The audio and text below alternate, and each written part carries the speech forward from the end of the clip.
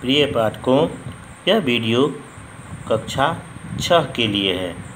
पंचम पाठ, पंचमी विभक्ति अपादान कारकम। अपादान कारक को संस्कृत में पंचमी विभक्ति के नाम से जाना जाता है, जिसमें पांचवी विभक्ति का प्रयोग होता है, इसलिए इसे पंचमी विभक्ति कहते हैं और उसे ही हिंदी में अपादान कारक के नाम से हम लोग जानते हैं। अब प्रश्न यह उठता है कि अपादान कारक किसे कहते हैं तथा इसमें पंचमी विभक्ति का प्रयोग किन परिस्थितियों में किया जाता है।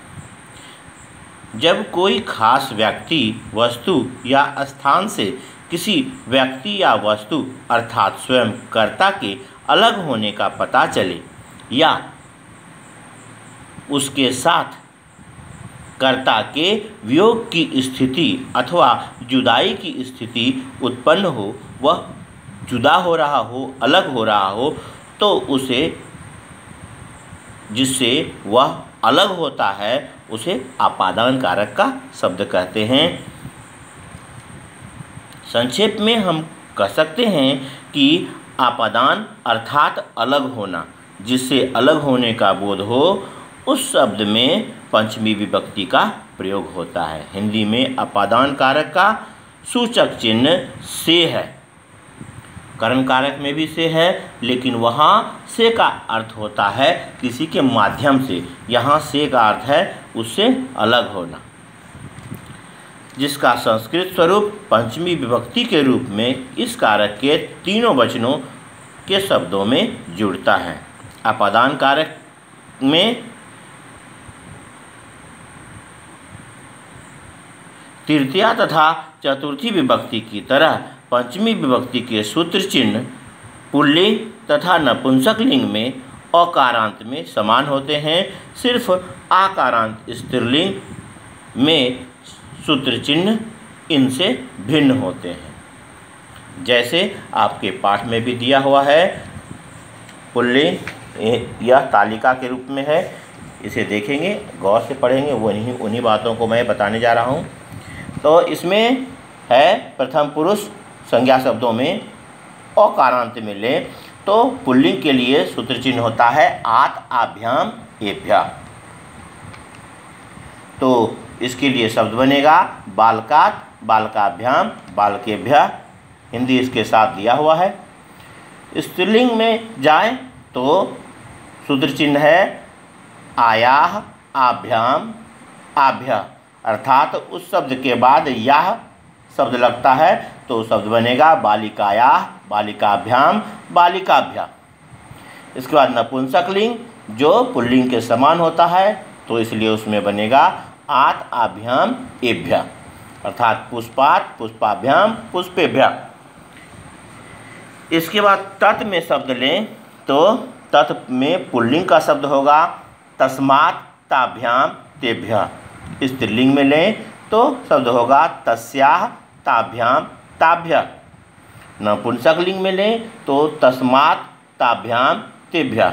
अब एतत् में जाएं तो जो भी तत् का रूप है उसके आगे ए लग जाएगा, बस सिंपल बात है।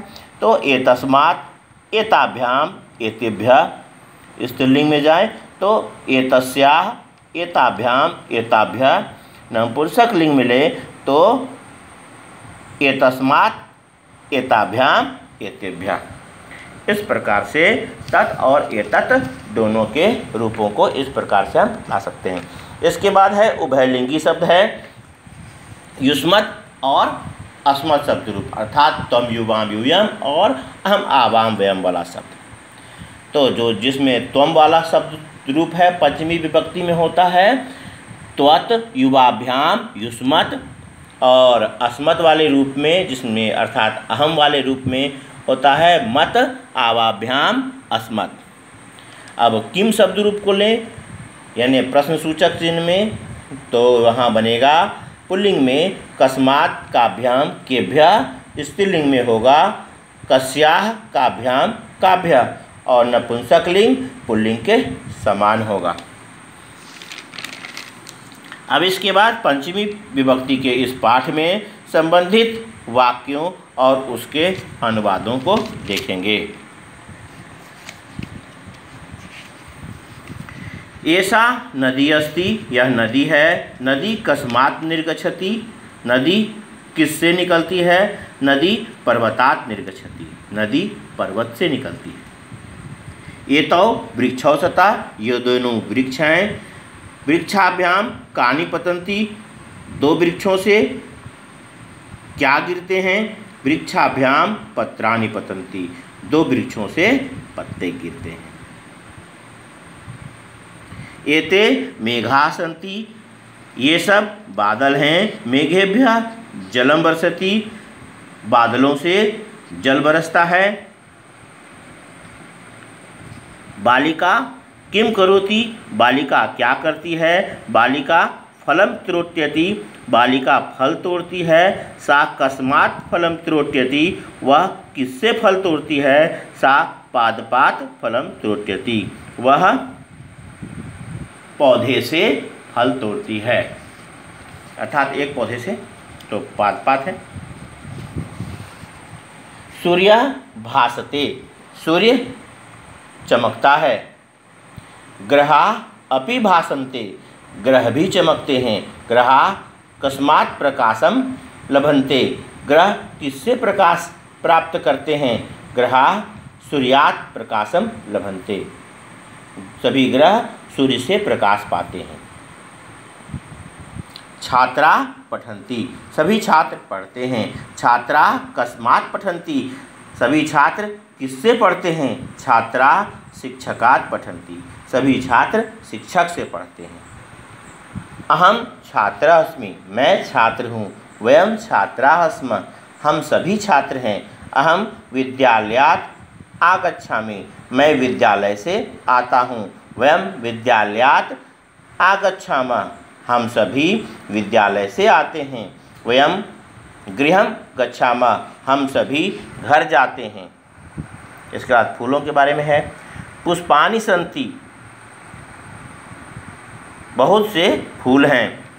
सुगंधा केभ्यः आगच्छति, सुगंध किन सभी से आता है?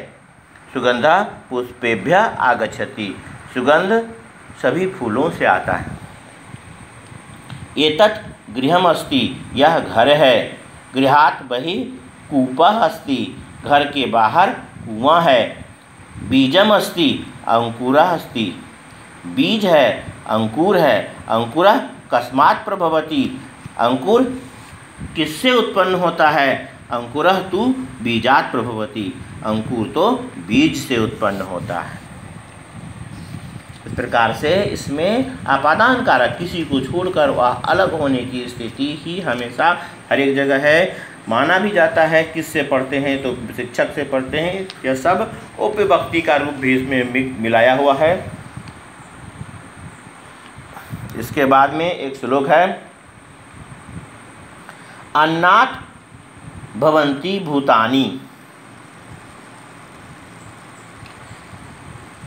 पर्जन्याद् अन्न संभवः, यज्ञात् भवन्ति पर्जन्य यज्ञ कर्म समुद्भवः।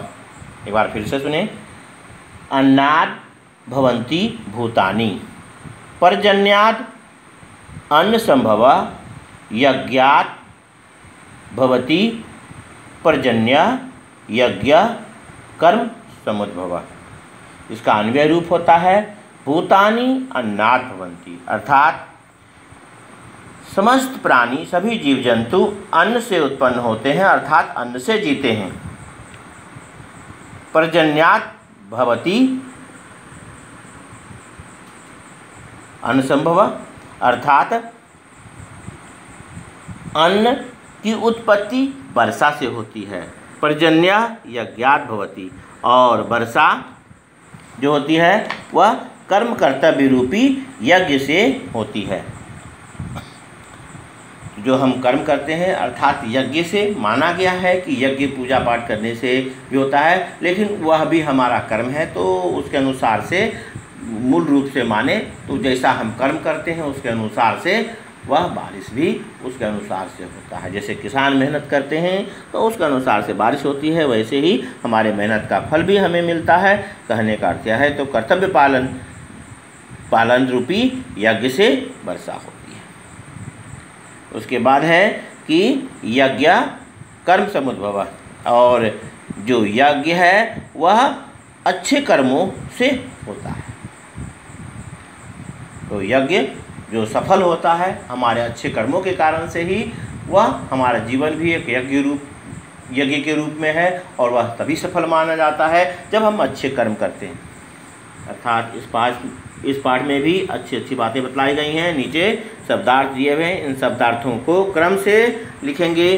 संस्कृत तथा हिंदी वाक्यों के साथ में लिखने के पश्चात शब्दार्थों को लिखेंगे, इसे पढ़कर समझेंगे और उसके बाद पाठ के प्रश्नोत्तरों को हल करेंगे, जिसे मैंने पूर्व में भेज दिया है। धन्यवाद। अगले अंक में षष्ठी विभक्ति और संबंध कारक तथा सप्तमी विभक्ति सप्तम पाठ में आएगा, और उसके बारे में चर्चा हम लोग बाद में करेंगे। धन्यवाद।